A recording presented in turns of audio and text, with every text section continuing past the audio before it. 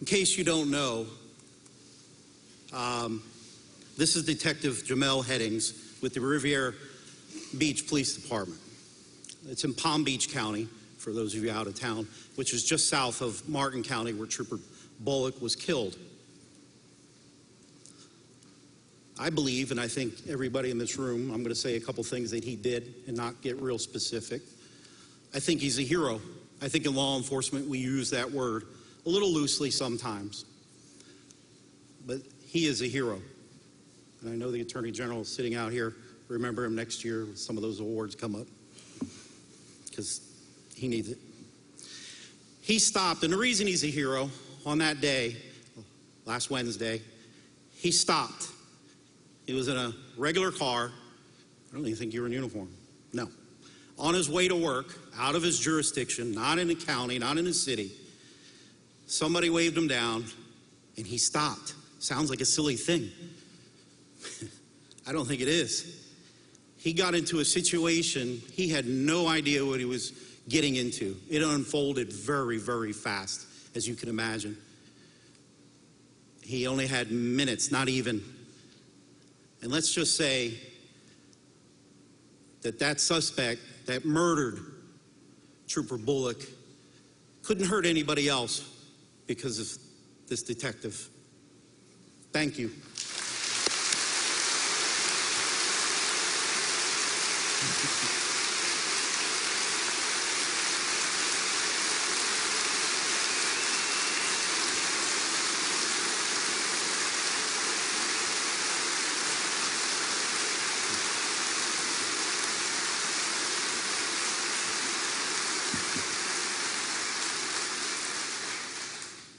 I don't know if his new police chief is a personal friend of mine. Nate Osgood is here, but if you are, you got a good man there. When I got home that day, just like everybody from the district and all the people that came out to the scene, including Martin County Sheriff's Office, we were all exhausted. I told my wife, she called me for something. I said a couple words, she knew, that was it. So my wife didn't talk to me for a couple days. She let it go. Then on Friday, she says to me, she used some worse words than I'm going to say, but she said, I don't want you stopping out and helping anybody. And, you know, my first thought is, well, I'm a boss. I barely do anything as it is, you know. And, but she knows this, you know. I drive to work and come back, but that's not true either.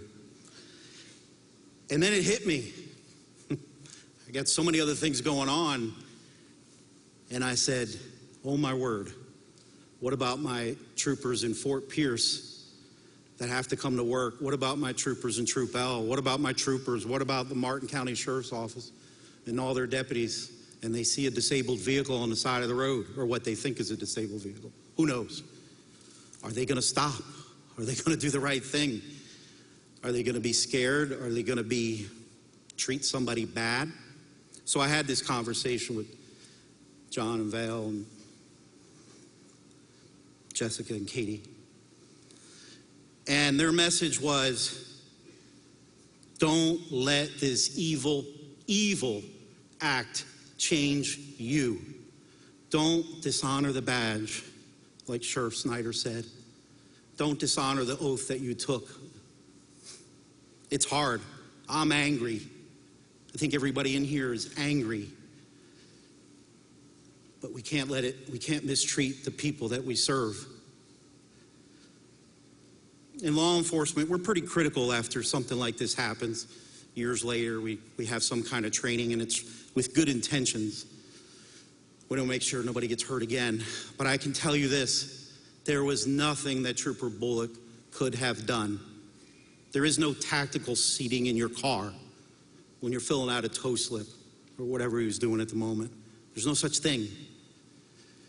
And maybe that's what drives us crazy, and we lose sleep at night. We just don't know what to do.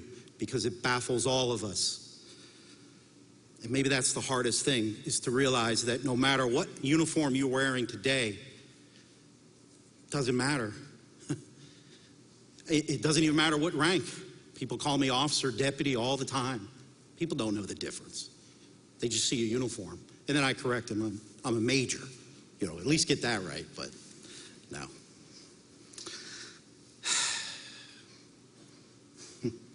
You know, you watch the video of when Bullock was moved from the East Coast to the West Coast, and I've gotten so many comments, and family and I were talking about Okeechobee, the city of Okeechobee, and it was just, you would have thought the president was coming through. They closed the entire town. People care about you. They really do. The other night, I went out to dinner right by the hotel, walked across the street with one of the sergeants in the honor guard. We sit down to eat and go to finish, and the waitress comes by, and a manager says, there were two gentlemen at the bar that paid for your food.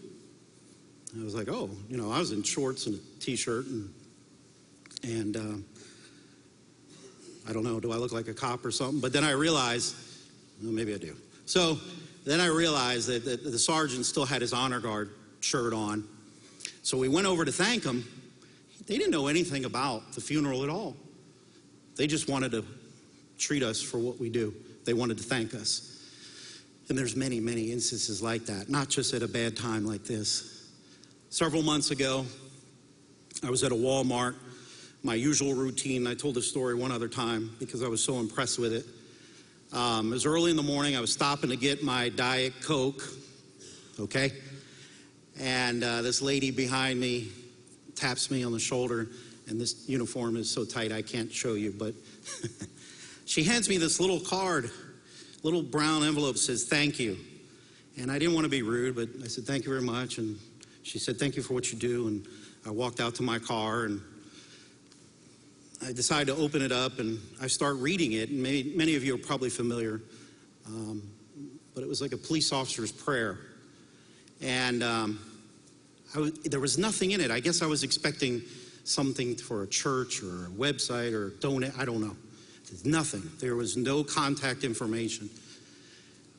And I carry it with me always, and I always will, because it reminds me that there's good people out here. The vast majority of people appreciate their law enforcement, and they really care about you, and they need us. Don't ever forget it. Sometimes it's hard because we deal with the worst sometimes in our society. There was also $20 in there.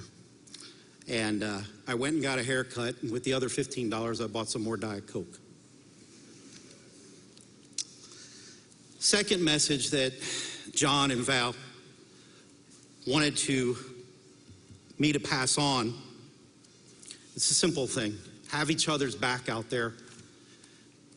Often when these kind of things happen, and it's been a long time for the patrol since someone was killed violently. It's been about 13 years. But often what happens is we see each other on the side of the road, no matter what agency, and we stop and we pull over. Hey man, you okay? And then something happens and it fades. So on behalf of John and Val and the Bullock family in memory, please have each other's back, stop out. And I know what happens. We get waved on, or I'm okay.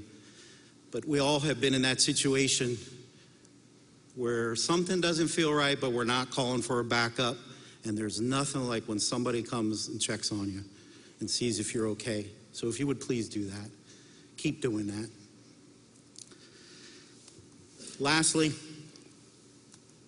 last year I worked with Senator Lauren Book and Representative Chuck Brannon and completed a bill to honor 29 fallen troopers with honorary road designations. And what that is, these are these signs, and they have them in other states, that designate a portion of our roadways in honor. And it's a pretty good size sign. And it was a project I did to complete our history. We had many that didn't have anything, going back all the way to the first trooper killed in the line of duty in the early 1930s. And they were fantastic to get that done. And thank you, Governor DeSantis, for signing the bill. It was House Bill 385 that eventually was put into. And all this for the last 6 months, and we continue to do it. We're doing ceremonies across the state. Sadly, another trooper was killed in the line of duty in June, Sergeant Tracy Vickers, and I reached out to both Senator Lauren Bullock and Representative Chuck Brannon, and they got another bill. We have another bill in both the House and the Senate right now. And the next day after Joseph died, I sent a text to both them, their aides, and Senator Doug Broxson on Friday added an amendment to honor Trooper Joseph Bullock on his bill, which is an honorary road designation bill. And today, Representative Chuck Brannon also added the same amendment to the House bill. It was early this morning, about 8:30.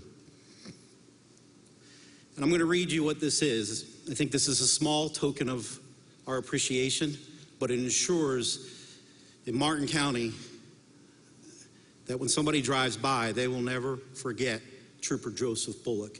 He will be part of history in Florida. That portion of I-95 between mile markers 105 and 110 in Martin County is designated as the Trooper Joseph Bullock Memorial Highway.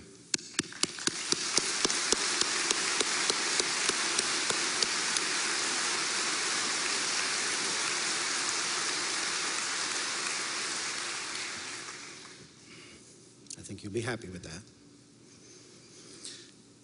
When I was a little boy again, I had a favorite scripture, and I had no idea. I couldn't comprehend what it meant until I got much older, and especially on days like today. Revelations chapter 21, verse 4, and he, meaning God, will wipe away all tears from their eyes, and there will be no more death, nor sorrow, nor crying. Neither will there be any more pain, for the former things will pass away. Wow, what a promise. But, and there's always a but, until God's promise comes true on behalf of the Trooper Joseph Bullock and his family, we need all of you. My brothers and sisters, please be careful out there.